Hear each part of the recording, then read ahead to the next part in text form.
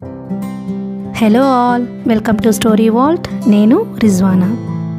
అంధకారంలో నవల 11వ భాగం. ఒకనాడు సుందరమ్మ సాయంత్రం పూట కాస్త చెయ్యి ఖాళీ చేసుకుని తల దువ్వుకుంటుంటే గోపి వీధిలో నుంచి ఏదో కవర్ పట్టుకొచ్చాడు. అమ్మా, ఇది నీకిమ్మని ఎవరో నా చేతిలో పెట్టారే అన్నాడు. సుందరమ్మ గోపి చేతిలో తెల్లటి కవర్ చూసింది. అర్థంగాక గబగబా చింపి ఆశ్చర్యంగా కాగితం విప్పింది. పూసల్లాంటి అక్షరాలతో ఎవరో చాలా అందంగా రాశారు. సుందరమ్మ గారికి నమస్కరించి, ఇది చూస్తే మీకు చాలా కోపం వస్తుంది, కానీ కొన్ని నెలల నుంచి నేను ఆలోచించి చివరికి ఇలా ధైర్యం చేసి ఈ 4 మాటలు రాస్తున్నాను. నేనేం కోరతానో అని భయపడకండి. నా మనసులో బాధ చెప్పనివ్వండి. నేను దుర్మార్గుణ్ణి కాను, స్త్రీని బాధించే వాణ్ణి కాను. కానీ మీరు నా హృదయం నిండా, నా ఆలోచనల నిండా ఎంత బలంగా నాటుకున్నారో మీకు తెలియదు. ప్రతిరోజు మిమ్మల్ని కొంతసేపు చూసి నా జన్మ ధన్యం చేసుకుంటున్నాను. మీ ఒంటి కాంతుల గోడల మీద పడి గోడలు తడతలా మెరవడం చూశాను. మీ పాదాలు మోపిన చోట ఎర్రటి గులాబీలు మొలకెత్తడం చూశాను. మీ అందం మామూలు ఆడవాళ్ల అందం కాదు, సామాన్యులు వర్ణించగలిగే సౌందర్యం కాదు. మీ కన్నుల్లో ఆర్ద్రత, ఎప్పుడూ మీ చూపుల్లో దైన్యం నా గుండెని కోత పెడుతుంటాయి. మీలాంటి స్త్రీ అమెరికాలో కానీ ఇంగ్లండ్లో కానీ ఉంటే ఇంకా పెళ్లి కాని పిల్లలాగా పరిపూర్ణమైన ఆరోగ్యంతో ఆనందంతో బ్రతుకుతూ ఉండేది. నా వెర్రిలో నేను మన దేశాన్ని తిడుతున్నాననుకోకండి. మనిషి తన చుట్టూ ఆవరించుకున్న ఘోరమైన పరిస్థితుల్లో నుంచి బయటపడే అవకాశాలు లేని ఏ దేశాన్నైనా నేను అసహ్యించుకుంటాను. మీరంటే నాకు ఉత్త సానుభూతి కాదు, మీకోసం, మీ శ్రేయస్సు కోసం ఎప్పుడూ ఆలోచిస్తూ ఉంటాను. నన్ను మీరు ఏదైనా ఆజ్ఞాపిస్తే శిరసా వహించగలను. ఇందులో నేను ఏదీ కల్పించి రాయడం లేదు. నా మనసు మీకు చెప్పి మీకోసం ఏమైనా చెయ్యగలిగే దాసుడు ఒకడు ఉన్నాడని తెలపటానికి మాత్రమే రాశాను. క్షమించండి. ఇంకెప్పుడు మీకు ఇలాంటి ఉత్తరాలు రాయను, మిమ్మల్ని భయపెట్టను. ఒక్క మాట చెప్పనివ్వండి. మీలాంటి భార్య కోసం నేను ఎన్ని యుగాలైనా నిరీక్షిస్తాను. మీకోసం అయితే ఎన్ని జన్మలైనా. ఈ సాహసానికి మీ మంచి మనసుతో మన్నించండి. నేను MA ఆఖరి సంవత్సరం చదువుతున్నాను. నా పేరు రమణారావు. అది ఉత్తరం. సుందరమ్మ ఒళ్ళంతా గజగజ వణుకుతోంది. ఆపుకోవడానికి వీల్లేనంత దుఃఖం వచ్చేస్తోంది. ఆ ఉత్తరం మళ్ళీ చదివింది. ఆశ్చర్యం వేసింది, కోపం వచ్చింది. ఉత్తరాన్ని ముద్దు పెట్టుకుంది. ఆ రమణారావు సుందరమ్మకి తెలుసు. ఆ ఇంటికి వెనక వరుసలో ఉన్న మేడవాళ్ళది. అతని తండ్రి పెద్ద డాక్టరు. ఆ అబ్బాయికి 23 ఏళ్ళు, 24 ఏళ్ళో మించి ఉండవు. తనని చూస్తున్నాడని కూడా తనెప్పుడూ కనిపెట్టలేదే. ఎంత తెగించి రాశాడు. ఎవరి చేతుల్లోనన్నా పడితే ఎంత అల్లరి అయ్యేవాడు. ఇంత గుండెలు తీసిన పనా? సుందరమ్మకి ఆ ఉత్తరం ఎక్కడ దాచాలో తోచలేదు. చింపేయడానికి చేతులు రాలేదు. పోపుల పెట్లో పెట్టింది. మళ్ళీ తీసి పప్పు డబ్బాలో అడుక్కి పెట్టింది. పెరటివైపు కన్నెత్తి చూడకుండా దడదడలాడే గుండెలతో తిరిగింది. ఆ రాత్రి సుందరమ్మకి కంటి మీద రెప్పవాలలేదు. ఎన్నడూ అనుభవించనంత తృప్తిగా ఉంది ఆమె మనసు.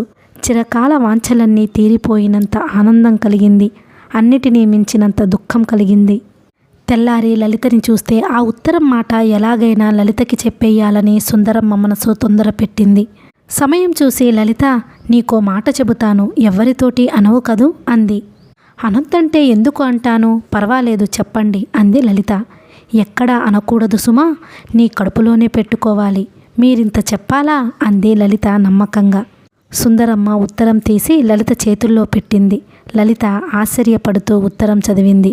సుందరమ్మ మొహం తదేకంగా చూస్తూ, నిజం అక్కయ్య గారు, మీరు చాలా అందమైన వారు అంది నవ్వుతూ. నా మొహం అందంలే, ఎంత పని చేశాడో చూశావా? నిన్నట్నుంచి నాకు నెమ్మది లేదనుకో. అతనేం చెడ్డ మాటలు రాయలేదు కదండి. పాపం అతని మనసు మీకు చెప్పాలని కలవర పెడుతుంటే ఏం చేస్తాడు? సుందరమ్మ లలిత మాటలకు ఆశ్చర్యపోయి, నువ్వు అలా అంటావేమిటి? ఇలాంటి ఉత్తరాలు రాస్తే ఏం ఉరుగుతుంది? ఇంతకీ ఏమిటంటాడు? నన్నేం చేయమంటాడు? నా కర్మ కాకపోతే నాకీ ప్రారబ్ధం ఏమిటమ్మా అని కంటనీరు పెట్టుకుంది. అక్కయ్య గారు, ఇప్పుడేం ముంచుకుపోయింది? ఎందుకలా కంగారు పడతారు? అతను చిన్నవాడే, మనసులో ఉన్నది ఉన్నట్టు రాసేశాడు. అతనిలాగా సాహసం చెయ్యగలిగితే చాలామంది ఆడవాళ్ళు, మగవాళ్ళు తమకిష్టమైన వాళ్ళకి ఇలాంటి ఉత్తరాలెన్నో రాస్తారు. చూడండి, పెళ్ళి కానీ సీతకి రాశాడా, నాకు రాశాడా, మీకు రాశాడు. ఇది మీకు గొప్పే అని నవ్వింది లలిత. నా గొప్ప మండినట్టే ఉంది. ఇప్పుడు నన్నేం చెయ్యమంటావు? ఏం చేస్తారు? మళ్ళీ జవాబు రాస్తారా? నేనెందుకు రాస్తాను? రాస్తే తప్పేం లేదండి. మీ అభిప్రాయం ఏమిటో అతనికి ఏం చెప్పాలో పోనీ ఒక ఉత్తరం రాయండి. జాగ్రత్తగా కవరులో పెట్టి అతని అడ్రస్కి రాసి పోస్ట్ చేస్తాను. అబ్బే, అది కాదమ్మా. ఎందుకొచ్చిన ఉత్తరాలు?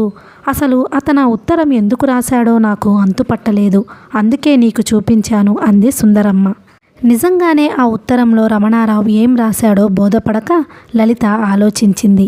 ఏమో, నాకు సరిగ్గా తెలియటం లేదండి. అతనికి మీరంటే చాలా ఇష్టంలా ఉంది. ఉత్త ఇష్టం ఎలా ఉంటుంది? మీరు ఇష్టపడితే మిమ్మల్ని ఎక్కడికైనా తీసుకుపోవడానికి సిద్ధంగా ఉన్నాడనుకుంటాను. జల్లుమంది సుందరమ్మ గుండె. మరి పిల్లలో?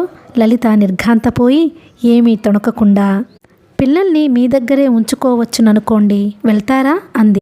సుందరమ్మ తల వంచుకొని చిన్న పిల్లలాగా వెక్కి వెక్కి ఏడ్చింది. లలిత పెద్దతనం తెచ్చుకుని, అక్కయ్య గారు, ఏమిటండి అసలిప్పుడేమయ్యింది? ఎవరో ఉత్తరం రాస్తే అది మీ తప్ప? మీరేం అతని కోసం ఇల్లు వాకిలి వదిలేసి పరిగెడుతున్నారా? ఎందుకలా బాధపడుతున్నారు? నా మాట వింటారా? ఈ ఉత్తరం చింపేసి ఏమీ జరగనట్టు మామూలుగా ఉండండి అని బుజ్జగించింది. సుందరమ్మ కొంచెం తేరుకొని, మరి జవాబు రాయమన్నావుగా అంది. జవాబు వద్దు, ఏమీ వద్దు. ఒకవేళ ఈ ఉత్తరం ఏదో తొందరలో ఆవేశంగా రాశాడనుకోండి, తర్వాత మీ జవాబు దగ్గరుంచుకొని ఎందుకైనా సిద్ధమవుతాడేమో. ఇలాంటి వాటి గురించి చాలా జాగ్రత్తగా ఉండాలి. లేకపోతే ఆడవాళ్ళకి చాలా ప్రమాదం. చింపేయనా ఇది? అయ్యో, చింపేస్తావా? లేకపోతే ఎక్కడ దాచుకోగలరు మీరు దీన్ని? అవును లలిత, నిన్నట్నుంచి ఒళ్ళంతా వణికిపోతుంది. పోనీ నీ దగ్గర దాస్తావా? నా దగ్గర మాత్రం ఎందుకండి? దాచి ఏం చేస్తాం? సుందరమ్మ మౌనంగా ఊరుకుంది. చింపేస్తున్నా అంటూ లలిత ఆ ఉత్తరం చింపేసింది. సుందరమ్మ చెంపల మీద నుంచి కన్నీళ్లు జలజలా రాలాయి. సుందరమ్మ ఆ విషయం తేలిగ్గా మర్చిపోలేదు. నా కర్మ ఇలా కాలిందేమి? నన్ను కాస్త కనికరంతో చూసుకునే మనిషి దొరకలేదేమి అని తెగ ఆలోచించడం మొదలుపెట్టింది. ఏళ్ల తరబడి భరిస్తున్న మొగుడి ప్రవర్తన ఏనాటి కానాడే కంపరం పుట్టిస్తోంది. తన గురించి, పిల్లల గురించి తలుచుకొని అస్తమానము ఏడవడం మొదలుపెట్టింది. ఒకనాడు మధ్యాహ్నం సుందరమ్మ మూర్ఛ వచ్చి పడిపోయింది. గోపి ఏడుస్తూ లలిత దగ్గరికి వెళ్ళి చెప్తే లలిత గబగబా వచ్చి చూసి సూరమ్మని పిలిచింది. నలుగురు ఆడవాళ్లు చేరి సుందరమ్మని మంచం మీద పడుకోబెట్టి తడిగుడ్డలతో మొహం తుడిచి తోచిన సేవలు చేస్తూ కూర్చున్నారు. ఒక అరగంటకి బిగుసుకున్న గుప్పెళ్ళు వదులు చేసి కాస్త కదిలింది. కాసేపటికి లేచి కూర్చుని ఏడవడం మొదలుపెట్టింది. కాఫీ పెట్టి ఇస్తే తాగింది. పడుకున్న దానికి పడుకున్నట్టే మళ్ళీ మూర్ఛ వచ్చింది. ఒక అరగంట ఉండి తగ్గింది. రాత్రి అయ్యేసరికి 4-5 సార్లు విరుచుకు పడిపోయింది. శేఖరం సినిమాకి వెళ్తామంటే లలిత సుందరమ్మ కబురు చెప్పి రావడానికి కుదరదంది. సీత, లలిత కలిసి సుందరమ్మ గారి పిల్లలందరికీ అన్నాలు పెట్టారు. కందిగుండ చారు తప్పితే కూరల్లేవు. చేతి సహాయానికి సింహాచలాన్ని ఉండిపోమ్మంటే ఉండిపోయింది. ఇంట్లో వాళ్లంతా రామ్మూర్తి వచ్చేదాకా నిద్రలు పోకుండా ఉండి, అతను రాగానే మధ్యాహ్నం నుంచి ఏం జరిగిందో పూసగుచ్చినట్లు వర్ణించి చెప్పారు. అతను కంగారు పడ్డాడు. ఈ కొత్త గోలేమిటన్నట్టు విసుక్కున్నట్టు మొహం పెట్టాడు. బొత్తిగా బలం లేదు నాయనా, రేపు అశ్రద్ధ చేయకుండా ఆసుపత్రికి తీసుకెళ్ళు. ఇలాంటి పాడురోగాలు ముదిరితే పిల్లలు గలవాళ్లకెంత కష్టం అన్నాడు మాస్టారు. బలమైన తిళ్ళు తినాలంటే వినిపించుకోదండి. ఎప్పుడు ఏ పళ్ళో కాయలో తెస్తూనే ఉంటాను. అన్నీ పిల్లలకే పెడుతుంది గాని తను తినదు అన్నాడు రామ్మూర్తి విచారం ప్రదర్శిస్తూ. లలిత, సీత మొహమొహాలు చూసుకున్నారు. చంటిముండ భద్రం నాయన, వాళ్ళమ్మ పక్కలో ఉంచకు, నీ దగ్గర పడుకోబెట్టుకో అంది సూరమ్మ. సుందరమ్మకి మూర్ఛ తగ్గినా తెలివి లేకుండా పడుకుని ఉంది. రామ్మూర్తికి పెద్ద కొడుకు అన్నం పెట్టాడు. పిల్లలందరూ బిక్కమొహాలు వేసుకుని ఉన్నారు. గోపి తల్లి దగ్గర కూర్చుని తెగ ఏడుస్తున్నాడు. ఎంతమంది చెప్పినా వినలేదు. ఏడ్చి నిద్రపోయాడు. సింహాచలం కూడా అన్నం తిని అంట్లన్నీ తోమి బోర్లించి చంటిపిల్లకి పాలు పట్టి వీధి గదిలో పడుకుంది. రామ్మూర్తికి అర్ధరాత్రి వరకు నిద్ర పట్టలేదు. సుందరమ్మని చూస్తే బతికి ఉందా, ప్రాణం పోయిందా అని అనుమానం వచ్చి 2 సార్లు లేచి ముక్కు దగ్గర వేలు పెట్టి చూశాడు. బతికే ఉంది. సిగరెట్టు కాలుస్తూ కూర్చున్నాడు. ఏమిటో జీవితం బొత్తిగా అసంతృప్తి అయిపోయింది. పెళ్లి చేసుకున్న దగ్గర నుంచి ఏం సుఖపడ్డాను? నా మొహం ఇది కాస్త ప్రాణాలతో బతికితేనే గాని, లేకపోతే ఈ పిల్లలతో నా పాట్లు దేవుడికి తెలుస్తాయి. భగవంతుడా, నాకు కాళ్ల సంకెళ్ళు పెట్టకు అని ప్రార్థించాడు. చంటిపిల్ల ఏడుస్తుంటే సింహాచలం లేచి వచ్చి పాలు వెచ్చబెట్టి తాగించి పడుకోబెట్టింది. రామ్మూర్తి మంచినీళ్ళడిగాడు. ఇచ్చింది.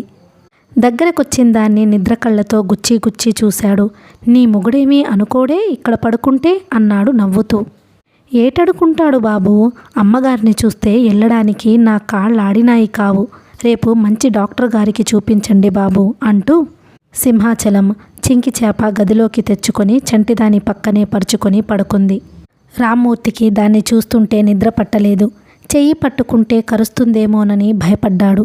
కరిచినా పర్వాలేదు అరవకుండా ఉంటే. అయినా ధైర్యం చాలలేదు. సిగరెట్లు కాలుస్తూ కూర్చొని తెల్లారగట్లా నిద్రపోయాడు. మర్నాడు 10 గంటల వరకు సుందరమ్మ నీరసంగా పడుకునే ఉంది. సీత వంట చేసి వెళ్ళింది. సింహాచలం పై పనులన్నీ చేసింది. పిల్లలకి నీళ్లు పోసి బళ్ళోకి పంపించింది. బట్టలు తికి ఆరేసింది. వేడి నీళ్లు కాగబెట్టి సుందరమ్మకి వీపు రుద్ది స్నానం చేయించింది. సుందరమ్మకి తల చిక్కు తీసి దువ్వుతూ రాత్రి నుంచి జరిగిన విషయాలన్నీ చెప్పింది. భయపడిపోయారమ్మగారు అంది ప్రేమగా. ఛ, నాకేమైపోయిందనుకున్నావే, ఏమిటో అలా తల తిరిగింది అంది సుందరమ్మ. నాకు తెలవకడుగుతాను, కోప్పడకండమ్మగారు. బాబుగారు మీ కాడ తొంగోరేటి? ఛీ, నీ తొంగోడం మండ, వెధవవాగుడు అని కస్సుమంది సుందరమ్మ. కాదమ్మగారు, ఇలాంటి జబ్బులు ఊరికే రావంట. మరెందుకొస్తాయో వెర్రిముండ, మనిషన్నాక రోగము తెగులు రావటే. సింహాచలం విసుక్కుని, మీకేటి తెల్దమ్మగారు, మా ఊళ్ళో ఒక ఆవిడకిలాంటి మూర్ఛల రోగం పట్టుకుంది. పాపం చిన్న వయసులోనే మొగుడు పోయినాడు లేండి. మళ్ళీ పెళ్లి చేస్తే ఆ రోగం కట్టింది ఏటనుకున్నారో అని తన వాదనకి రుజువులు చూపించింది. ఒసేయ్, నోరు మూస్తావా లేదా అని దాని చేతిలో జుట్టు ఊడలాక్కుంది సుందరమ్మ. సింహాచలం నవ్వుకుంటూ వెళ్ళిపోయింది. సుందరమ్మ కళ్ళు మూసుకొని పడుకుంటే ధ్యాసంతా ఆ ఉత్తరం మీదే. అతను తన పిల్లల్ని కూడా తండ్రిలాగా చూసుకుంటానంటే కన్న తండ్రి ఇంత నిర్వాకం చేస్తున్నాడు, ఇక పరాయివాడు గొప్ప నిర్వాకం చేస్తాడు. అంతా పిచ్చి. ఎందుకొచ్చిన పిచ్చి? 6 పిల్లల్ని పరాయివాడు పెంచుతాడా? లోకంలో ఎక్కడైనా ఉందా? సుందరమ్మకి పెళ్లి కాకముందు పుట్టింట్లో ఉండే రోజుల్లోనే ఇలాంటి సమాచారం ఒకటి తెలుసు. శేషమ్మ సుందరమ్మకి తండ్రి తరపు బంధువు. శేషమ్మ మొగుడికి అంతులేనంత ఆస్తి. అతని పొలాల్లో పండని ధాన్యం లేదు. ఇనప్పెట్టెలో ఎంత డబ్బుందో లెక్కలేదు. వెండి బంగారాల్ని తాకట్టు పెట్టుకొని వడ్డీ వ్యాపారం చేస్తుండేవాడు. కానీ అతను పరమ లోభి. ఎంత లోభి అంటే 2 పూటలా అన్నం వండడం కూడా అతనికిష్టముండదని చెప్పుకునేవారు పెద్దవాళ్ళు. శేషమ్మని చూసి ఇంటి ఇల్లాలని ఎవ్వరూ అనుకోరు. దాసిదానికన్నా అధ్వాన్నంగా ఉండేది. వెలిసిపోయిన ముతక చీరలు కట్టుకునేది. ఒక గిద్దెడు కొబ్బరి నూనె కొని నెలాళ్ళు వాడుకోమనేవాడట. ఎప్పుడు చింపిరి తలతో ఇరుగు పొరుగు చుట్టాలిళ్ళకెళ్ళి తలకి నూనె రాసుకుని దువ్వుకునేది. శేషమ్మని చూసి అందరూ జాలిపడేవారు. కొంచెం పాదపడ్డ చీరలవి ఇచ్చేవారు. పిండి వంటలు చేసుకుంటే శేషమ్మని పిలిచి పెట్టేవారు. రోజు శేషమ్మ సుందరమ్మ వాళ్ళ ఇంటికొచ్చి పచ్చీసో గచ్చాకాయలో ఆడి వెళ్ళేది. అంత హైన్యంలోనూ ఆ భర్తతోనే కాపురం చేసి 2 పిల్లల్ని కంది శేషమ్మ. పిల్లలు పుట్టిన తరువాత శేషమ్మకి ఓ అనా డబ్బులు కావలసి వచ్చేవి. చిల్లి గవ్వ దొరక్క కటకట పడేది. అలాగే ఓర్చుకుని 5-6 ఏళ్ళు కాపురం చేసింది. ఆమెకు ఆ బుద్ధి ఎలా పుట్టిందో ఏమో గాని కాస్త గడుసుతనం తెచ్చుకుంది. బతుకు తెరువు నేర్చుకుంది. వాళ్ళ వ్యవసాయం మీద ఒక నిగామాను ఉండేవాడు. కొంచెం వయసు మళ్ళినవాడే. అతని మీద శేషమ్మ మొగుడికి చెప్పలేనంత నమ్మకం. డబ్బు లెక్కలు కూడా అతనికే అప్పచెప్పేవాడు. ఎలా కలిసిందో గాని శేషమ్మకి ఆ నిగామానుకి సంబంధం కలిసింది. అతను యజమానికి దొంగ లెక్కలు చూపించి శేషమ్మకి కావలసినంత డబ్బు ఇచ్చేవాడు. ఆవిడ కష్టసుఖాలన్నీ చూసేవాడు. ఆ సంబంధం కొంచెం ఆలస్యంగా అయినా ఊళ్ళో పొక్కిపోయింది. కొంతమంది శేషమ్మ మీద జాలితో, ఆవిడ మొగుడు మీద కోపంతో సంతోషించి ఊరుకున్నారు. కొంతమంది స్త్రీల పాతివ్రత్య భారమంతా తమ భుజాల మీద వేసుకుని గుండెలు బాదుకున్నారు. శేషమ్మ మాత్రం నిగామానుతో దర్జాగా కాపురం చేసి అన్ని విధాలా సుఖపడింది. బోలెడు డబ్బు దాచుకుంది. చాటుగా మాటుగా నగలు చేయించుకుంది. 2 పూటలా పిల్లలకి కడుపు నిండా పెట్టి తను తిని పేద సాదలకి దానాలు చేస్తూ నిశ్చింతగా కాలం గడిపింది. సుందరమ్మ చిన్నప్పుడు శేషమ్మ గారింటికి వెళ్తే శేషమ్మ ఆ నిగామానుని పందిరి పెట్ట మంచం మీద కూర్చోబెట్టి వెండి గిన్నెలో పులిహోరో బొబ్బట్లో ఉప్పుడు పిండో ఏదో ఒకటి పెట్టి దగ్గరే కూర్చుని నవ్వుతూ మాట్లాడడం బోలెడు సార్లు చూసింది. కొంతకాలం జరిగిన తరువాత శేషమ్మ కూడా తన రహస్యం 10 మందికి తెలిసినా సిగ్గుపడేది కాదు. మొగుడు చావగొట్టినా భరించింది. మొగుడు పోయినాడు శేషమ్మ కంట తడైనా పెట్టలేదని విడ్డూరంగా చెప్పుకున్నారు. ఆలోచిస్తున్న కొద్దీ సుందరమ్మకి చాలా విషయాలు జ్ఞాపకం వచ్చాయి. సుందరమ్మని డాక్టర్ దగ్గరికి తీసుకువెళ్ళమని వాళ్ళు వీళ్ళు చెప్పిన మాటలన్నీ రామ్మూర్తి ఈ చెవితో విని ఆ చెవితో వదిలేశాడు. ఎప్పుడు శేఖరం కనపడ్డా సీత చాలా సిగ్గుపడిపోతుంది.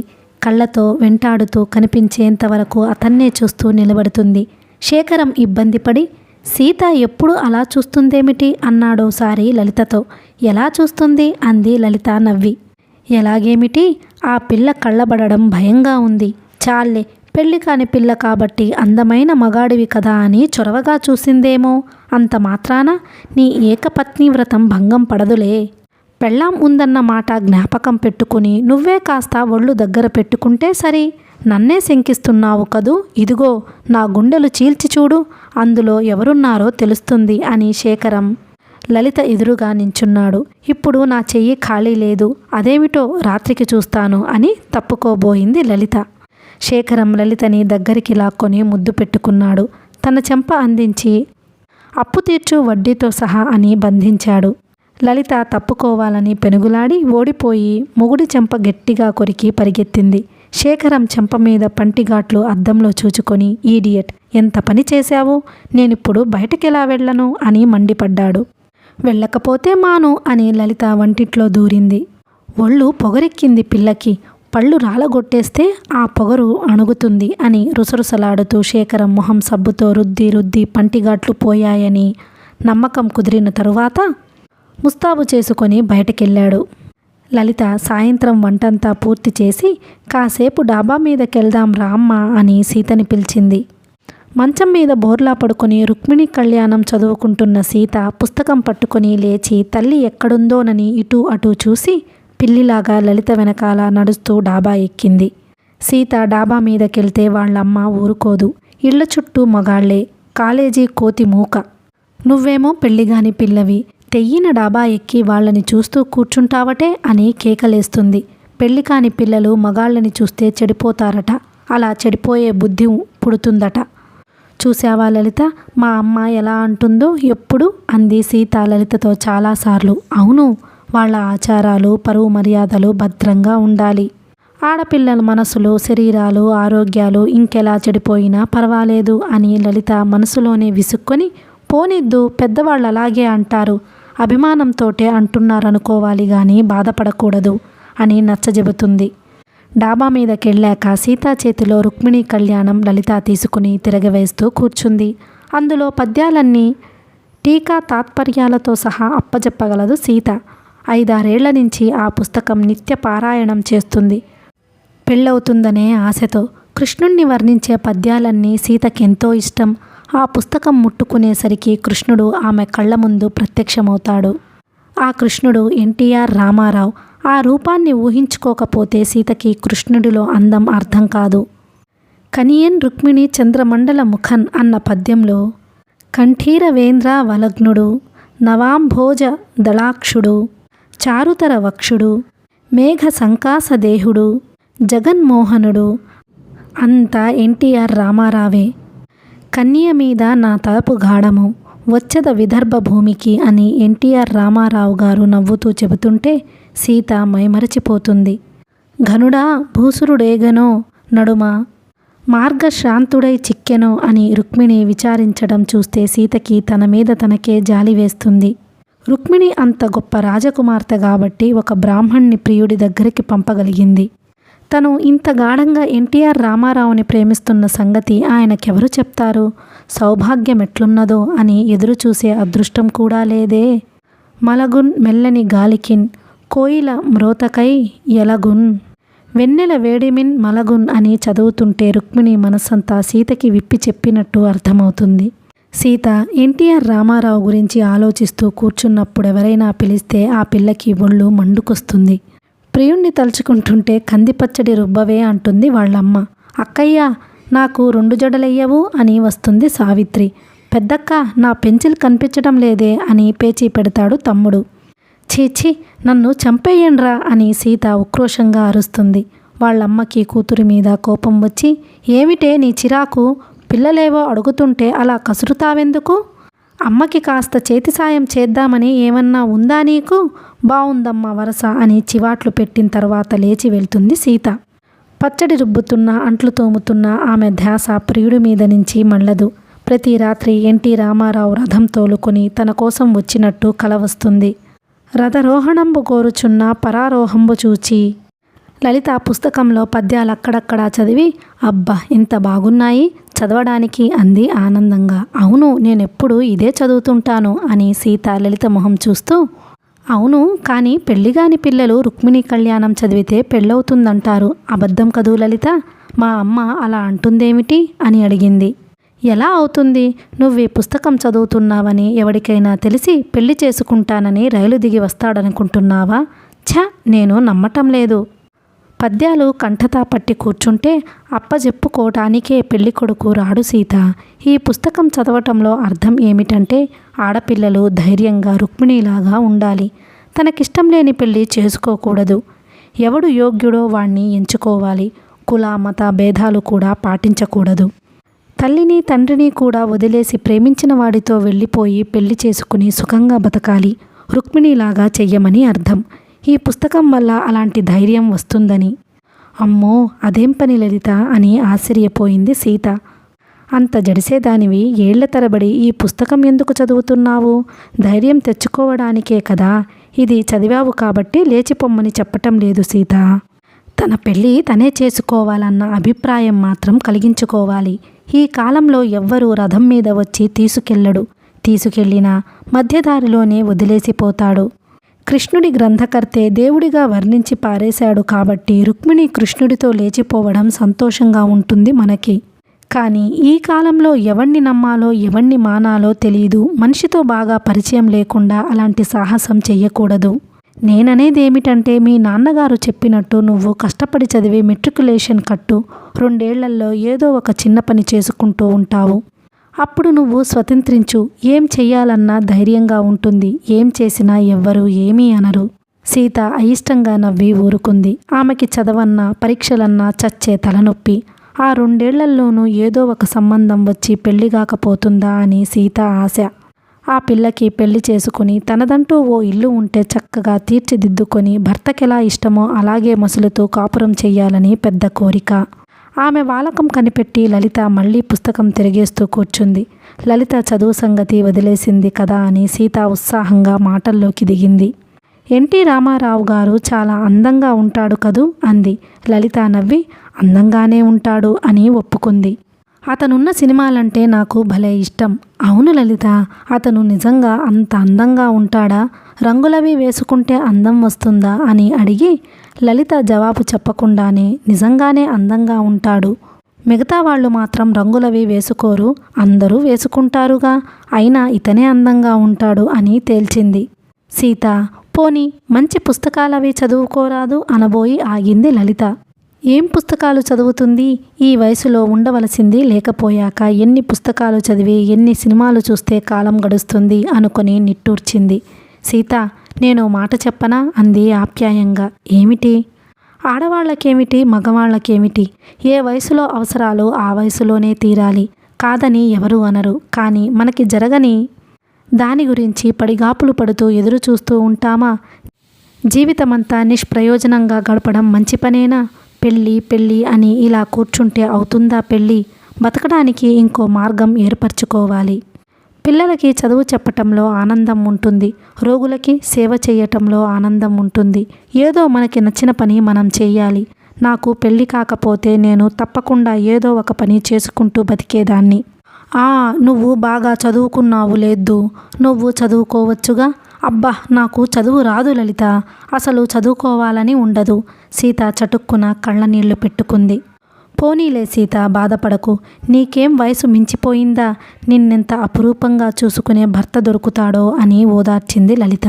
ఇద్దరు కిందకి వచ్చేసరికి సూరమ్మ మండిపడుతోంది. సావిత్రి బెక్కచచ్చి గోడ కానుకొని నించుని ఏడుస్తుంది. సీత భయపడి లలితని కూడా తనతో రమ్మని కళ్ళతో బతిమాలింది. సీతని సాగనంపి లలిత ఇంట్లోకి వెళ్తుంటే సుందరమ్మ పిలిచింది. చూశావా ఎంత పనయిందో అంది కంగారుగా. ఏమిటి అని ఆశ్చర్యపడింది లలిత. సుందరమ్మ నెమ్మదిగా జాలిపడుతూ చెప్పింది. సావిత్రి 3 నెలల నుంచి ముట్టవడం లేదట. ఓస్ అంతే కదా, ఏమిటో అనుకున్నాను. ఛా ఉత్తది కాదమ్మా, వారం రోజుల నుంచి పిల్ల అన్నం తినటం లేదట. కాఫీ తాగినా డోక్కుంటుందట. ఏమిటో గాబరాగా ఉందని ఏడుస్తుంది సూరమ్మ వదిన. నిజంగానా అంది లలిత తెల్లబోయి మళ్ళీ తేరుకుంటూ. ఛా పాపం పుణ్యం ఎరుగనిదండి సావిత్రి. ఆ పిల్ల మీద అనుమానం ఏమిటి? ఒంట్లో ఇంకేదన్నా జబ్బొచ్చిందేమో, డాక్టర్కి చూపించాలి గాని అంది నవ్వి. నేను అలాగే అన్నాను. తీరా డాక్టరమ్మ ఏం చెబుతుందోనని భయం. సావిత్రి నెల అడగాలో వాళ్ళమ్మకి తెలియటం లేదు. ఎందుకు అన్నం సహించదు అని కేకలేస్తే ఏడుస్తూ కూర్చుంది.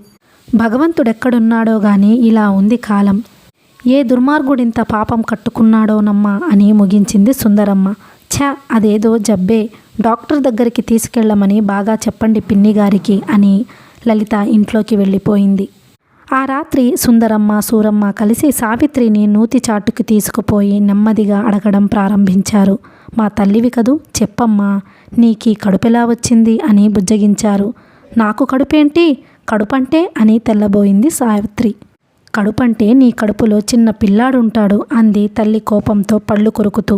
సావిత్రి సంబరంగా అప్పుడు నీ కడుపులో ఉన్నట్టేనా అని నవ్వు మొహంతో చూసింది. ఛీ నువ్వు పెళ్ళి కాని గుంటముండవే, నీకు కడుపొస్తే తప్పు కాదు, మరి పెళ్ళి కాకుండా నాకెందుకొచ్చింది? సరి అందుకే కదమ్మా నిన్నడిగేది. చెప్పమ్మా, సిగ్గుపడకూడదు మరి. ఎవరన్నా మగాళ్ళు నిన్ను దగ్గరికి పిలిచారా? నీ ఒళ్ళంతా ముట్టుకొని చెప్పమ్మా నా తల్లివి కదూ అని బతిమాలింది సుందరమ్మ. అలా అయితే కడుపొస్తుందా అని సావిత్రి ఆశ్చర్యపడింది. అవును మరి, లేకపోతే ఊరికే వస్తుందా అంది సుందరమ్మ నచ్చజెబుతూ. దేవుడే తీసుకొచ్చి పిల్లల్ని కడుపులో పడుకోబెడతాడని నువ్వు చెప్పలేదు అని సావిత్రి తల్లితో పోట్లాటకి దిగింది. సూరమ్మ తెల్లబోయి, పిచ్చిముండ ఇంకెలా చెప్పమన్నావే, నా కర్మగాలి నా కడుపున పుట్టావే అని చతికిలబడి నెత్తిన చేతులు పెట్టుకుని ఏడవబోయింది. అబ్బా నువ్వు ఊరుకోవదినా, పిల్లని హడలుగొట్టకు, నేను అడుగుతాను అని సుందరమ్మ సావిత్రిని మళ్ళీ బతిమాలింది. చెప్పమ్మా, నిన్నెవరు దగ్గరికి పిలిచారు? సావిత్రి బిక్కమొహం పెట్టి ఏడుస్తూ, మా మాస్టారే పిన్ని, నన్ను పక్కలో పడుకోమని నాకు డబ్బులవి ఇచ్చేవారు పిన్ని. సూరమ్మ నూతిగోడకి తల కొట్టుకుని ఏడవడం మొదలుపెట్టింది. సుందరమ్మ సూరమ్మ దగ్గర కూర్చుని, నీకేం మతి లేదేమిటి వదినా, ఏడిస్తే ఏమైనట్టు, ఇప్పుడేం జరగాలో ఆలోచించాలి గాని అని సముదాయించింది. సూరమ్మ కోపంగా లేచి, ఈ పాపిష్టి ముండని నూతిలోకి తోసేస్తే నా శని విరగడవుతుంది, ఇంకా ఏం జరగాలి అని సావిత్రిని రెక్కపట్టుకులాగి నూతిలోకి తోసినంత పని చేసింది.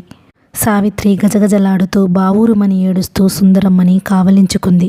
సుందరమ్మ అడ్డం పడకపోతే సావిత్రిని వాళ్ళమ్మ నిజంగానే నూతిలోకి గెంటేసేదే. అయ్యో దేవుడా, నేనే నూతిలో ఉరకాలి తప్ప ఇంకో దారి లేదు. ఆయన మొహం ఎలా చూడను, లోకుల మొహం ఎలా చూడను అని నెత్తి బాదుకుంది సూరమ్మ.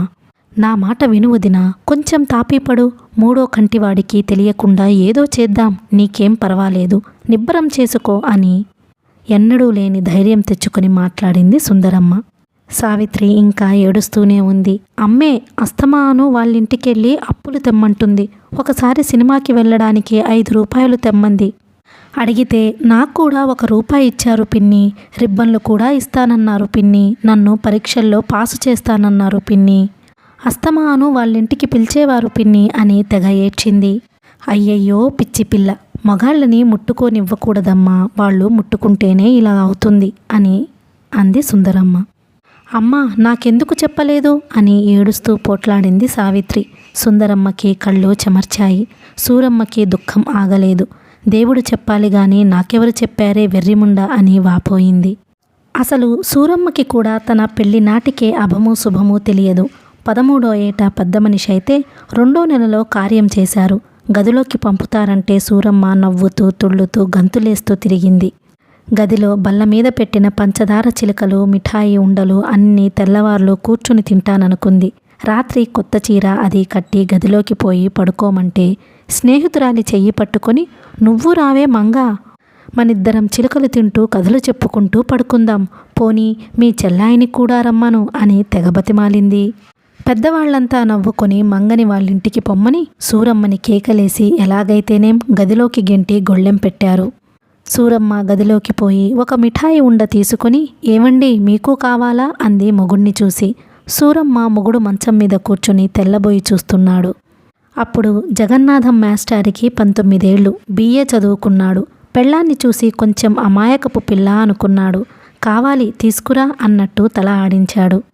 సూరమ్మ మిఠాయి ఉండ చేతికి అందించబోయింది. మొగుడు సూరమ్మ చెయ్యి పట్టుకుని దగ్గరికి లాక్కొని నవ్వుతూ ముద్దు పెట్టుకోబోయాడు. సూరమ్మ చిరాకుపడి పైట తల సవరించుకుంటూ, ఛీ ఇదేం పని, ఇలా అయితే మా అమ్మతో చెప్తాను ఏమనుకున్నారో అని బెదిరించింది. జగన్నాథానికి పెళ్ళాన్ని చూస్తే జాలేసింది. ఇలాంటి పిల్లని గదిలో పెట్టి నిర్బంధించడం అమానుషమనిపించింది. చాలా జాగ్రత్త పడి సూరమ్మని దగ్గర కూర్చోబెట్టుకుని చిన్న చిన్న ప్రశ్నలు వేశాడు. పెళ్ళెందుకు చేసుకుంటారు అన్నాడు. మీరెందుకు చేసుకున్నారు తెలియకపోతే అంది. నాకు నిజంగా తెలియదు, నువ్వు చెప్పు. ఏమో మా నాన్నారు వాళ్ళు చేశారు. మరి పిల్లలెలా పుడతారో తెలుసా? బాగుందండి, దేవుడిస్తే పుట్టరు, నువ్వు పెద్ద మనిషివయ్యావా? ఛీ అవేం మాటలండి, మీకెందుకు, మగాళ్ళు అలా అడగొచ్చా అని సిగ్గుపడింది. ఆ కార్యం మొగుడు సహనంతో పెళ్ళాన్ని మచ్చిక చేసుకునేసరికి నెలాళ్లు పట్టింది. తర్వాత కూడా సూరమ్మ శృంగార జీవితానికి పెద్ద ప్రాధాన్యం ఇవ్వలేదు. వంటలు, పిండి వంటలు అద్భుతంగా చేస్తుంది. ఆవకూర, మెంతికూర, పులుసుకూర, ముద్దకూర అన్నీ ఏది ఏ రకంగా వండాలో, 100 మామిడికాయలకు ఎన్ని ఆవాలు, ఎంత కారం, ఎంత ఉప్పు వేయాలో, బెల్లం మిఠాయికి ఎలాంటి పాకం రావాలో అన్నీ తెలుసు సూరమ్మకి. కానీ మొగుడి మొహం ఒక్కసారన్నా ముద్దు పెట్టుకోవాలని తెలియదు. పూజలకే పేరంటాలకే కాకుండా మొగుడి పక్కలోకి కూడా అందమైన చీర కట్టుకొని తల్లో 4 పువ్వులు పెట్టుకొని కాస్త షోకు చేసుకోవాలని తెలియదు. అయినా మాస్టారు క్రమక్రమంగా భార్యని మార్చుకోవాలని ప్రయత్నించి ఎక్కువ సఫలం కాలేక పెద్దల తరహా కాపురం చేస్తున్నాడు. అలాంటి తల్లి పిల్లలకి మంచిగాని చెడుగాని ఏం నేర్పగలదు? కానీ ఆ తల్లికి కూడా కూతురు తెచ్చిపెట్టిన ఉపద్రవంతో కళ్ళు తెరుచుకున్నట్టయింది. మగాళ్ళని ముట్టుకోనివ్వకూడదని ఆడపిల్లలకి చిన్నప్పటినుంచి చెప్పలేమా అనిపించింది. ఇదిగో మీరెక్కడికన్నా వెళ్ళినప్పుడు మగాళ్ళెవరన్నా మిమ్మల్ని ముట్టుకుంటారేమో, ఒంటి మీద చేతులేస్తారేమో, ఆ మాట ఈ మాట చెప్పి ముద్దులు పెట్టుకుంటారేమో, అలా చెయ్యనీయకూడదు సుమా. చేతులు కూడా పట్టుకోనివ్వకూడదు. అసలు మగాళ్ళకి ఆమడ దూరంలో నిలబడాలి అని చిన్నప్పటినుంచి చెప్పవలసిందా? అలాగా చెప్తే ఈ పిచ్చిముండ వాడెవడో దగ్గరికి రమ్మంటే వెళ్ళేది కాదు గదా, వాణ్ణి ముట్టుకోనిచ్చేది కాదు గదా. ఇదంతా నేను చేసిన తప్పే సుందరమ్మ. పిల్లల్ని కన్నాను గాని వాళ్ళకేం చెప్పాలో నాకే తెలిసి చచ్చిందా అని కుంగిపోతూ వలవలా ఏడుస్తూ కూలబడింది సూరమ్మ. 10వ దిన పిల్లని బెదరగొట్టెవు సుమి, ఏదో ఆలోచిద్దాం అని ఏకవరుసగా ఏడుస్తున్న తల్లి కూతుళ్ళని లేవదీసింది సుందరమ్మ. తర్వాత ఒక నర్సుని పట్టుకొని సావిత్రిని పరీక్ష చేయించి కడుపు పోవడానికి బలవంతంగా ఏదో మందు మింగించారు. సావిత్రి బడి మానేసింది 1 రోజులు. రిబ్బన్ల సరదా పూర్తిగా పోయిందా పిల్లకి. లలితకి 4 రోజుల నుంచి జ్వరం. శేఖరం సెలవు పెట్టి ఇంట్లోనే ఉన్నాడు. లలిత వద్దు మర్రో అంటున్నా వినిపించుకోకుండా తలకి అమృతాంజన్లు రుద్దడం, కాళ్ళు పట్టడం, గంటకో మందు మింగించడం, పూటా టెంపరేచర్లు చూడడం, మధ్య మధ్య వంటింట్లోకి పరిగెత్తి తన కోసం అన్నం పప్పు వండుకోవడం, ఆ పనులతో మహా బిజీగా ఉన్నాడా 4 రోజులు. ఎండలు తగ్గి వానలు దిగుతున్నాయి. పెళ్ళున కాస్తున్న ఎండల్ని హఠాత్తుగా చల్లబరిచి మేఘాలు అప్పుడప్పుడు పలకరించిపోతున్నాయి. వాతావరణం బాగా మారుతుంది. ఎక్కడ చూసినా జ్వరాలు, దగ్గులు. లలితకి జ్వరం వచ్చిన దగ్గర నుంచి ముసురు పట్టుకుంది. బంగాళాఖాతంలో ఎక్కడో తుఫాను పట్టిందన్నారు. ఇళ్ళు ఏ క్షణంలో పడిపోతాయో అన్నంత హోరు గాలి. ఏ ఇంటి తలుపులు కిటికీలు తీసిలేవు. లలితకి జ్వరం తొందరగా తగ్గకపోతే ఇలాంటి సీజన్ చాలా ప్రమాదం అవుతుందని శేఖరం భయపడ్డాడు. లలితకి 5వ నాడు జ్వరం బాగా తగ్గింది. 6వ నాడు సుందరమ్మ పథ్యం వండి పెట్టింది. శేఖరానికి పెద్ద గండం గట్టెక్కేసినట్టనిపించింది.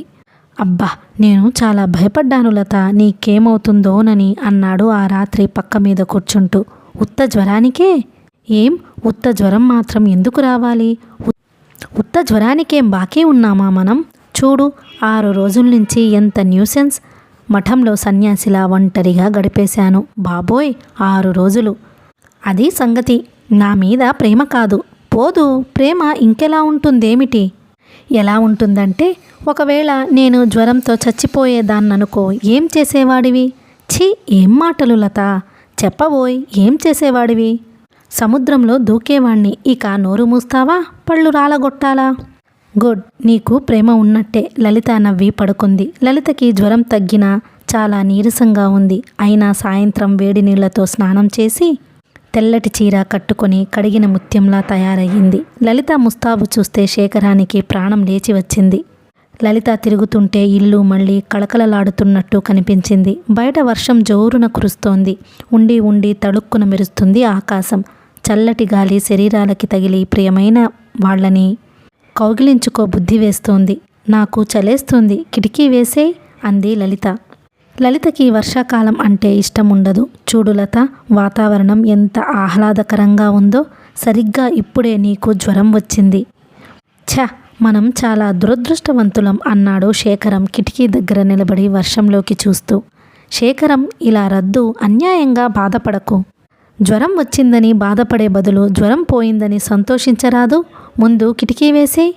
శేఖరం కిటికీ మూసేసి పక్క దగ్గరకొచ్చాడు. లలిత శేఖరం ఒడిలో తల పెట్టుకుని అతని చెయ్యి చేతిలోకి తీసుకుని నిమురుతూ పడుకుంది. శేఖరం లలిత నుదురు ముద్దు పెట్టుకుని, నిజం చెప్పు, నీకు ఒంట్లో బావుందా లత అన్నాడు. కొంచెం నీరసంగా ఉంది గాని ఇప్పుడు నాకు చాలా హాయిగా ఉంది. ఒంట్లో బాగుండకపోతే మాత్రం ఏం శేఖరం, నీకోసం నేను నవ్వుతూ ప్రాణాలు ఇచ్చేస్తాను. వద్దులే, అంత త్యాగం వద్దులే. హాస్యం అనుకుంటున్నావా? కావాలంటే పరీక్ష పెట్టు. వద్దన్నానుగా, ఇంకా మాట్లాడకు, నాకు కోపం వస్తుంది. నాకు వస్తుంది కోపం, నీ సొత్తు కాదు. ఆహా, అందాక వచ్చింది. అయితే నీకిచ్చిన హక్కులు కొన్ని రద్దు చెయ్యాల్సిందే. ముందు నువ్వు మాటకు మాట జవాబివ్వకుండా వినయ విధేయతలతో భర్తని గౌరవించడం నేర్చుకో. ఎక్కడో పెద్ద పిడుగు పడింది. లలిత వాళ్ల ఇంటి మీదే ఆకాశం బద్దలైనట్టు భయంకరంగా పెళ్ళుమంది.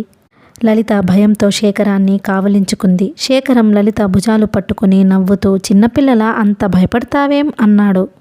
ఛీ, ఈ వర్షాలంటే నాకు భయం, ప్రాణం కుదురుండదు అంది. శేఖరం నవ్వాడు. ఉత్త పిరికిదానివి. అసలు వర్షాకాలం అందం పెళ్లి చేసుకున్న తరువాత మరీ బాగా తెలియాలి అని లలితని చిలిపిగా ముద్దు పెట్టుకున్నాడు. లలిత నిట్టూర్చింది. నీకు తెలీదు శేఖరం, ఈ వర్షాల అందాన్ని అనుభవించకుండా నా జీవితంలో ఒక దౌర్భాగ్యపు సంఘటన జరిగింది. వర్షం పడుతుంటే నాకు అదే జ్ఞాపకం వస్తుంది. మనసుకు శాంతి లేకుండా చేస్తుంది అంది లలిత విచారంగా. శేఖరం ఆతృతగా, ఏమిటి, ఏమైంది అన్నాడు. సరిగ్గా ఇలాంటి వర్షం రాత్రే. ఆ రోజు పొద్దుటి నుంచి ముసురు ముసురుగా ఉంది.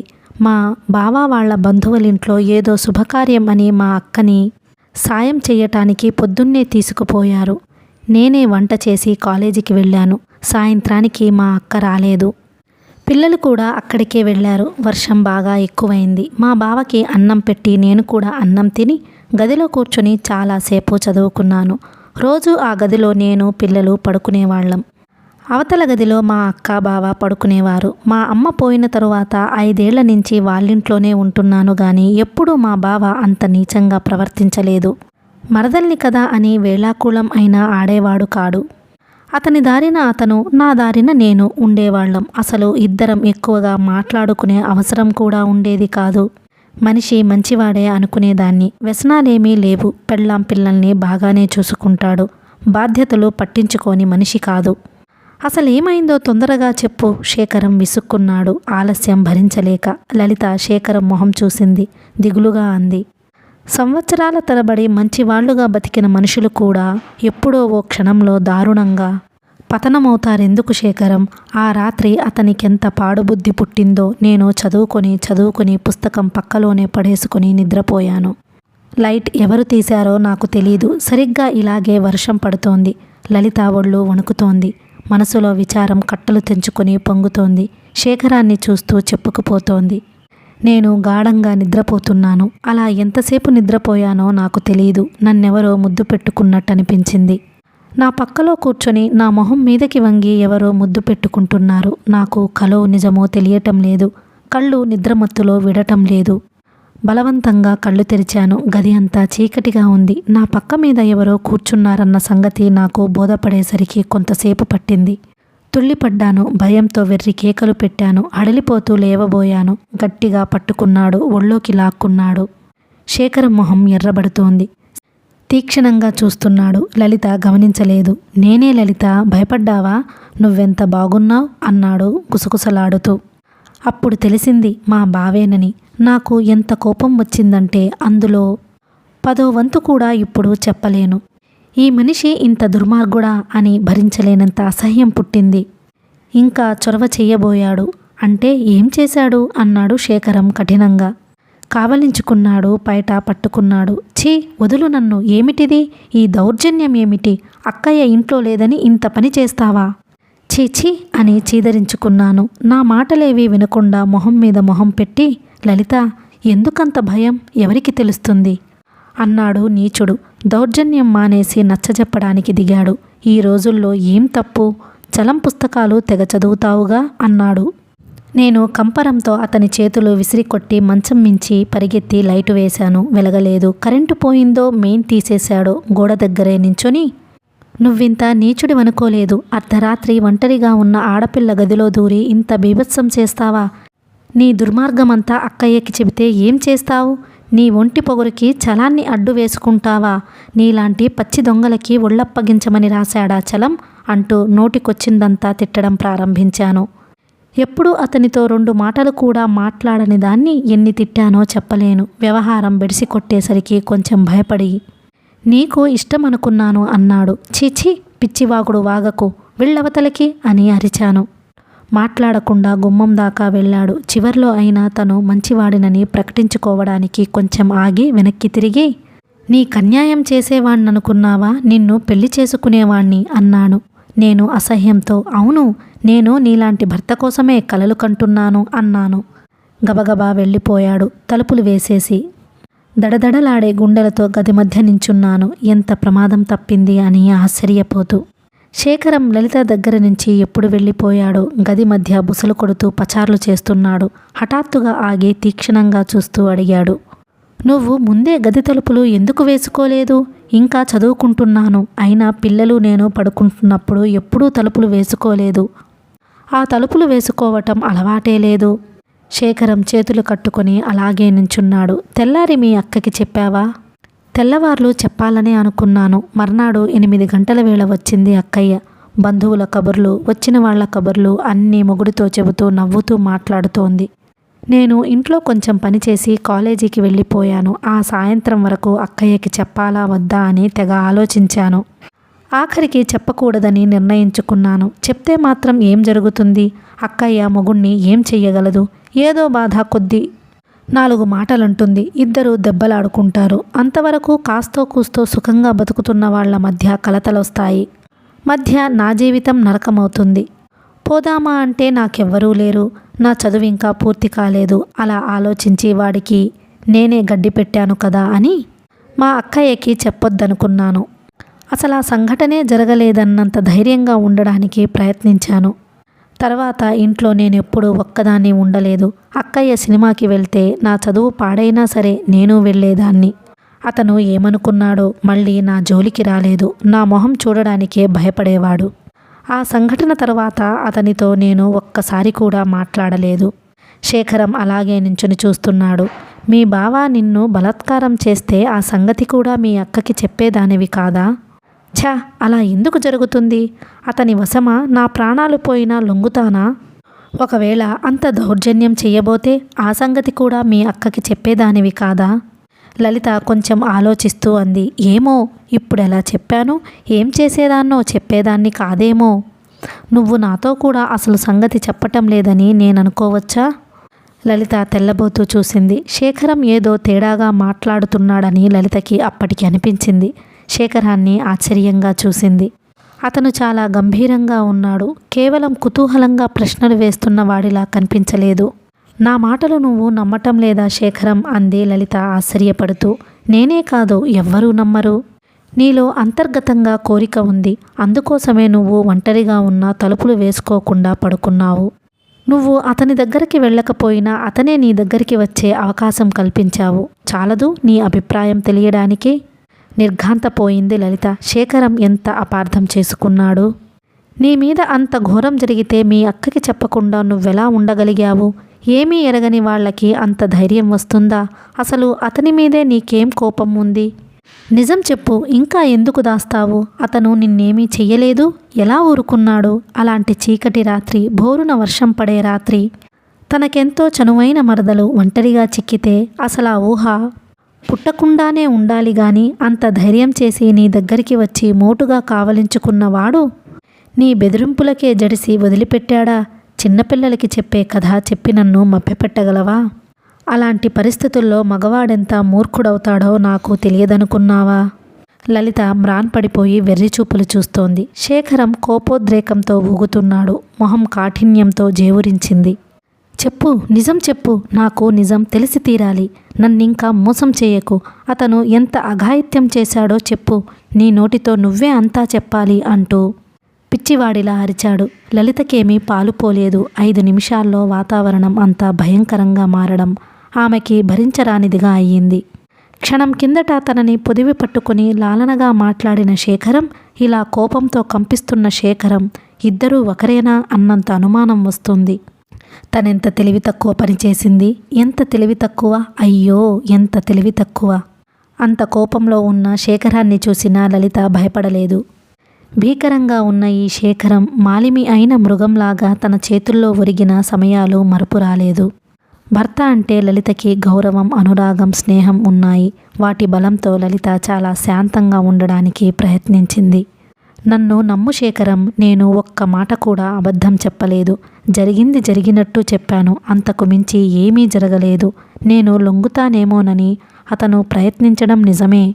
పెద్ద చదువులు చదివే ఆడపిల్లలు శరీర సుఖానికి తప్ప నీతి నియమాలకు విలువ ఇవ్వరని అతను బాగా అపోహ పెట్టుకున్నాడు.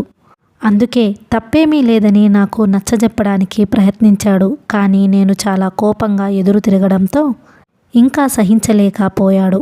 నాకిష్టం లేకుండా ఇంకా ఏమైనా ప్రయత్నిస్తే తెల్లారి నేనేం అల్లరి పెడతానో అని అతని భయం అతనికి ఉండదా? ఛీ, నువ్వతన్ని సమర్థిస్తున్నావు. నేనిప్పుడేం సమర్థించాను? అతన్ని అసహించుకోకపోగా అతని తరపున ఆలోచించడం సమర్థించడం కాదా? అతన్నెంత అసహించుకున్నానో, ఎంత చీదరించుకున్నానో నీకిప్పుడేం తెలుసు శేఖరం?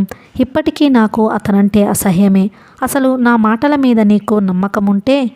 లేదు, నువ్వెంత చెప్పినా నేను నమ్మను. మరి నువ్వు నమ్మకపోతే నేనేం చేయగలను? జరగని దాన్ని కల్పించి ఎలా చెప్పను? కొంచెం శాంతంగా ఆలోచించు.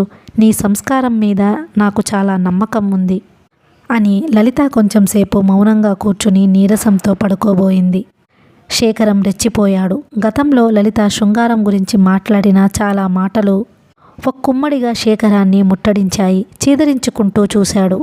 కోరిన వాళ్ళకి శరీరం ఇస్తే తప్పేం లేదనేగా నీ అభిప్రాయం? నీ చలం బోధించింది కూడా అంతేగా? పాపం నీ బావని ఆనంద పెట్టకుండా ధిక్కరించానంటావేం అన్నాడు. ఛీ, ఏమిటలా చేస్తున్నాను అనిపిస్తూనే ఉంది శేఖరానికి మనసులో.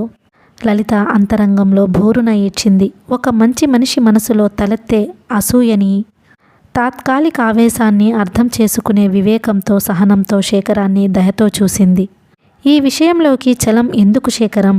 ఆయన నన్ను కీలుబొమ్మలా తయారు చేశాడనుకుంటున్నావా? నిన్ను నేను ప్రేమిస్తున్నానని దొంగ మాటలైనా చెప్పే ధైర్యం లేక అర్ధరాత్రి ఇల్లంతా కారు చీకటి చేసేసి శత్రువులాగా, దొంగలాగా మీదబడ్డవాడికి శరీరం ఇచ్చేంత నీచురాలినా నేను? ఒక్కసారి ఆలోచించు. నేను అతన్ని ఇష్టపడి ఉంటే అసలు ఈ సంగతి ఎందుకు బయటపెడతాను శేఖరం?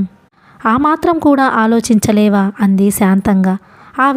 ఆ విషయం శేఖరం కూడా 1-2 సార్లు ఆలోచించబోయాడు. లత చెప్పిందంతా నిజమేనేమో. వాడు ప్రయత్నించబోతే ఈమె ఎదిరించడం నిజమేనేమో.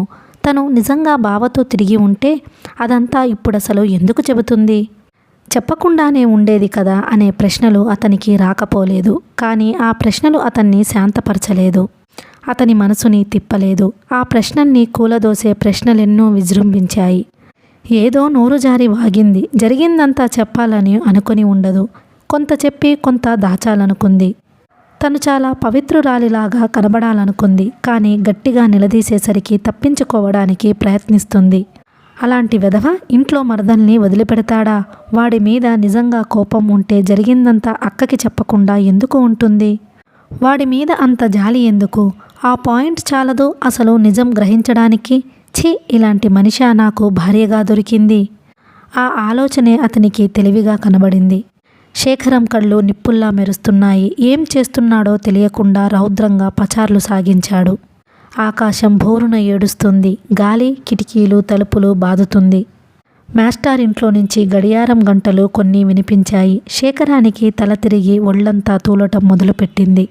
తన మంచం కిటికీ దగ్గరికి లాక్కొని పడుకున్నాడు. జీవితం మీదే అసహ్యం విరక్తి కలిగాయి. తనకెంతో మోసం జరిగింది. తన దాంపత్యం కలుషితం అయ్యింది. అంత చెడ్డ అభిప్రాయాలు గల మగవాడి దగ్గర ఒక ఆడపిల్ల సురక్షితంగా ఉందంటే ఎలా నమ్మటం? అసాధ్యం అసాధ్యం అని అతని తర్కజ్ఞానం గావుకేకలు పెట్టింది. తెల్లవార్లు నిద్ర లేకుండా ఆలోచనలతో వేగుతూ గడిపాడు. లలిత మీద అంత కోపం ఎలా వస్తుందో అతనికే ఆశ్చర్యంగా అనిపించింది. లలిత తొందరగానే నచ్చజెప్పుకుంది. ప్రశాంతంగా ఆలోచించి శేఖరం నిజనిజాలు తప్పకుండా అర్థం చేసుకుంటాడని, అతనే పశ్చాత్తాపపడతాడని ఆ విశ్వాసంతో నీరసంగా నిద్రపోయింది. నిద్రపోతున్న లలితని శేఖరం చాలా ద్వేషంతో అసహ్యంతో చూశాడు. తెల్లారిన తరువాత లలిత లేచి దూరంగా పడుకున్న శేఖరాన్ని చూసి ఆశ్చర్యపడింది. అతను రోజులా హాయిగా నిద్రపోతున్నట్టు లేడు. అలసిపోయి విసిగి వేసారి బలవంతంగా కళ్ళు మూసుకుంటున్నట్టున్నాడు. నిద్రపోతున్న అతని మొహంలో కోపం కాఠిన్యం తగ్గలేదు. లలితకి రాత్రి జరిగిన సంఘటన జ్ఞాపకం వచ్చి చాలా దిగులు కలిగింది. శేఖరం దగ్గరికి వెళ్దామని పక్క వరకు నడిచి జంకింది. నెమ్మదిగా వంటింట్లోకి పోయి పనులు చేసుకోవడం ప్రారంభించింది. శేఖరం ఆ నాడంతా లలితతో మాట్లాడలేదు. ఇంట్లో భోజనం చెయ్యలేదు. హోటల్లో కూడా తినలేదు. లలిత ఎంత దుఃఖం వచ్చినా ఆపుకుంది. రాత్రి అన్నం వడ్డించి శేఖరాన్ని పిలిచింది. నా భోజనం ప్రసక్తి నీకు అనవసరం అన్నాడు. నువ్వు తినకపోతే నేనెలా తింటాను అంది. అనవసరంగా నన్ను లొంగదీయాలని ప్రయత్నించకు. ఆ పని నీకీ జన్మలో సాధ్యం కాదు అన్నాడు. ఇద్దరూ ఆనాడు 2 పూటలా అన్నాలు తినలేదు. మర్నాడు లలిత మామూలుగానే వంట చేసింది. శేఖరం తినలేదు. హోటల్లో తిన్నాడు. వారం రోజులు ఆ విధంగానే గడిచింది. శేఖరం తన పనులన్నీ తనే స్వయంగా చేసుకుంటున్నాడు. ఇద్దరూ వేరువేరు గదుల్లో పడుకుంటున్నారు. లలిత వెళ్ళి ఒక రాత్రి శేఖరం దగ్గర పడుకుంది. తాచుపాముని చూసినంత అదిరిపడి లేచి పో అవతలకి అని అరిచాడు. లలిత ఇక దుఃఖం ఆపుకోలేక ఏడ్చేసింది. శేఖరం చాలాసేపు మౌనంగా కూర్చున్నాడు. హఠాత్తుగా అడిగాడు, నేనో మాట అడుగుతాను, చెబుతావా? శేఖరం కంఠం సరళంగానే ఉంది. అయినా ఆ అడగటంలో మాత్రం పట్టుదల. నాకు తెలిసిందైతే తప్పకుండా చెప్తాను అంది లలిత. శేఖరం సిగరెట్ అంటించుకున్నాడు. సిగరెట్లు కాల్చడం కొత్తగా మొదలుపెట్టాడు 4 రోజుల నుంచి. లలిత దిగులు పడుతూ చూసింది. కాలేజీలో నువ్వెవరినన్నా ప్రేమించావా? ఎవరితోనైనా క్లోజ్గా స్నేహం చేశావా అన్నాడు. లలితకి ఆశ్చర్యం కలిగినా మామూలుగానే చూసింది. శేఖరంతో నిర్మొహమాటంగా మాట్లాడలేకపోతే లాభం లేదనిపించింది. తను ఏది చెప్పినా నిజమే చెప్తుందన్న నమ్మకం అతనికి కలిగితే గాని ఈ కలతలు పోవు. ఇప్పుడు నిజం చెప్తే మొన్న చెప్పింది కూడా నిజమే అని నమ్ముతాడు. లలిత భర్తని చనువుగా చూస్తూ, నువ్వడిగింది చెప్పటానికి నాకేం అభ్యంతరం లేదు శేఖరం. కానీ ఇంకో మగాణ్ణి అంత గాఢంగా ప్రేమిస్తే నిన్ను పెళ్లి చేసుకుంటానని ఎలా అనుకున్నావు? ఎవరిని ఇష్టపడితే వాళ్లనే చేసుకుంటాను కదా అంది ఆశ్చర్యపడుతూ. నీతో నేను ఆర్గ్యూ చెయ్యటం లేదు. చెప్పాలంటే అడిగింది చెప్పు. నేనే మగాడితోటి స్నేహం చెయ్యలేదు. కానీ నాకు మాత్రం 2-3 స్టూడెంట్స్ ప్రేమలేఖలు రాశారు. షాక్ తిన్నట్టు చూశాడు. నువ్వేం చేశావు? ప్రిన్సిపల్కి కంప్లైంట్ ఇచ్చావా? సరిగ్గా అలాగే అడిగింది జానకి ఒకసారి. ఆనాటి సంగతంతా నిన్న మొన్న జరిగినంత జ్ఞాపకం లలితకి. జానకి హాస్టల్లో ఉండేది. లలితకి వచ్చిన ఉత్తరం జానకి కేరాఫ్తోనే వచ్చింది. జానకి పరాకుగా విప్పి చదివి గుండెలు కవికేలా పరిగెత్తుకొచ్చింది లలిత దగ్గరికి. చూడు, ఎవడో ఫూల్ రాశాడు అంది. లలిత కంగారు పడకుండా చదివింది గట్టిగానే. డియర్ లలిత, ఎంత లలితమైన పేరు, ఎంత లాలిత్యం నీ రూపం. లలిత, నిన్ను నేనెంత గాఢంగా ప్రేమిస్తున్నానో నీకు తెలియదు. 6 నెలల నుంచి నీకీ మాట చెప్పాలని ప్రయత్నం. కానీ నువ్వు అఫెండ్ అవుతావేమోనని భయపడ్డాను. ఏమైనా సరే అని తెగించి ఈ 2 మాటలు రాస్తున్నాను. నా హృదయాన్ని నీ పాదాల ముందు పరిచి పెడుతున్నాను. ఏం చేస్తావో నీ దయ. లలిత, నీ అద్దాల చెక్కిళ్ళు ముద్దులాడాలని, నీ బంగారు మేను కౌగిలించాలని, నీతో స్వర్గ సుఖాలతో తేలిపోవాలని నాకు ఎన్నెన్నో కోరికలు ఈ జన్మకి తీరవంటావా లలిత?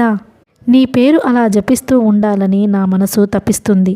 నా మీద కరుణించి నాకు నీ దర్శనం కలగజేయి. నీకోసం చకోర పక్షిలాగా పూర్ణ చంద్రుడిలాగా నిరీక్షించే నీ ప్రేమ పిపాసి ముకుందరావు.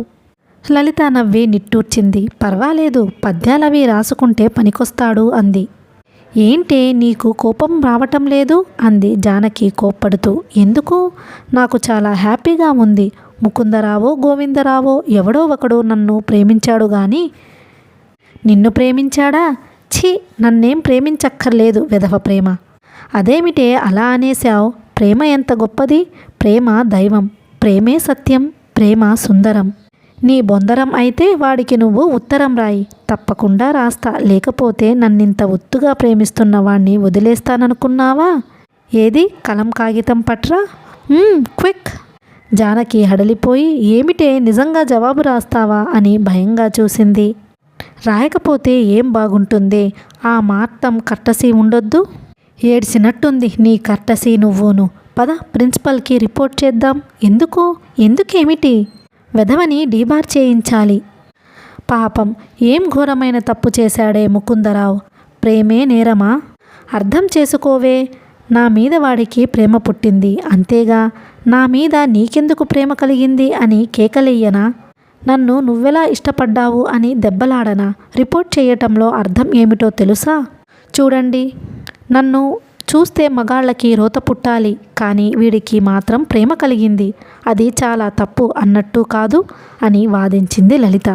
జానకి తెల్లబోతూ, నిజంగా రిపోర్ట్ చేయవా అంది. ఎందుకు చెయ్యాలంటున్నాను? నిజంగానే అతనికి నేనంటే ఇష్టమేమో, అదే రాశాడేమో. ప్రేమలేఖ అందుకున్న వాళ్ళెవరైనా సరే మొట్టమొదట థ్యాంక్స్ చెప్పాలి. తర్వాత అతని సిన్సియారిటీ తెలుసుకోవాలి. నచ్చితే సుఖంగా పెళ్లి చేసుకోవాలి. వీణ్ణా? ఏయ్, నన్ను ప్రేమించిన వాడని గుర్తించుకొని మాట్లాడు. వీడికేం తక్కువ? నీ మొహం తక్కువ. వీడు నిజంగా ప్రేమించాడని మురిసి చస్తున్నావేమిటి? అబ్బో, నిజంగా ప్రేమించడం ఎలా ఉంటుందే? ఇలా ఏం ఉండదు. ముద్దులంటాడు, కావలింతలంటాడు, స్వర్గంలో తేలటం అంటాడు. ఛీ, అసహ్యం. మొహం చిట్లించింది జానకి. మరి ప్రేమించిన వాడికి ఆ కోరికలు రాకుండా ఎలా ఉంటాయే? ఛీ, ప్రేమంటే శరీరానికి సంబంధించిన కోరికలు ఉండకూడదు. మరి దేనికి సంబంధించినవి ఉండాలి? మనసుకి. ఏమో నాకు తెలియదు బాబు, నన్నడక్కు. అయితే నోరు మూసుకో. ప్రేమ దూలాలు తలుపులు పట్టుకొని వేళ్లాడదు. మనసుల ఆకర్షణ, శరీరాల ఆకర్షణ రెండూ కలిసినదే ప్రేమ. ఆ ఆకర్షణలు ఒకే వ్యక్తి మీద ఉంటాయి. అదే ప్రేమ. అలా అని నేను చాలా పుస్తకాల్లో చదివాను. అంచేత నా గురించి ఈ నవ యువకుడు అసభ్యంగా రాశాడని అనుకోవడం లేదు. చాలా ధైర్యంగా రాశాడు. థ్యాంక్స్ చెబుతూ జవాబు రాస్తాను. పట్రా కలం కాగితం. ఏడ్సావ్, నువ్వే తెచ్చుకో. ఓఎస్, నేనే తెచ్చుకుంటాను. నన్ను ప్రేమించిన వాడి కోసం ఆ మాత్రం శ్రమ పడలేనా అని లలిత నోట్బుక్లో నుంచి ఒక కాగితం చింపి పెన్ను తీసుకుని కూర్చుంది. జానకి ఉండబట్టలేక, ప్రిన్సిపల్కి చెప్పకపోయినా మీ బావకైనా చెప్పరాదు, అతన్ని కేకలేస్తాడు అని సాగదీసింది. కేకలేయించాలని నాకు లేదు. ఒకవేళ కేకలేయాలంటే నేనే వేస్తాను అని రాత కుపక్రమించింది లలిత. జానకి ఊరుకోలేక, లలిత నా మాట విను, పోనీ రిపోర్ట్ చెయ్యొద్దులే. అతనికి జవాబెందుకు? అది పట్టుకొని ఏం అల్లరి చేస్తాడో. ఛ, నా ప్రియుణ్ణి శంకించకే. అన్నిటికీ హాస్యమేనా? నువ్వు ఉత్తరం మాత్రం రాయొద్దు. ఆ ఉత్తరం అందరికీ చూపించి ఏం అల్లరి పెడతాడో. నా ఉత్తరం చూపించి వాడు అల్లరి పెడితే వాడి ఉత్తరం నేను కూడా చూపిస్తాగా. వాడికేం మగాడు, చెడిపోయేది మనం. లలిత జానకి మాటలు చెవిన పెట్టలేదు. గబగబా ఉత్తరం రాసి జానకి వినపడాలని పైకి చదివింది. ముకుందరావుకి, నీ ఉత్తరం జానకి ద్వారా నాకు సురక్షితంగా అందింది. నన్ను ప్రేమిస్తున్నానని రాశావు. హృదయపూర్వకమైన కృతజ్ఞతలు. నువ్వు రమ్మన్న చోటకి వస్తున్నాను. సెలవు. లలిత. కథ కొనసాగుతుంది.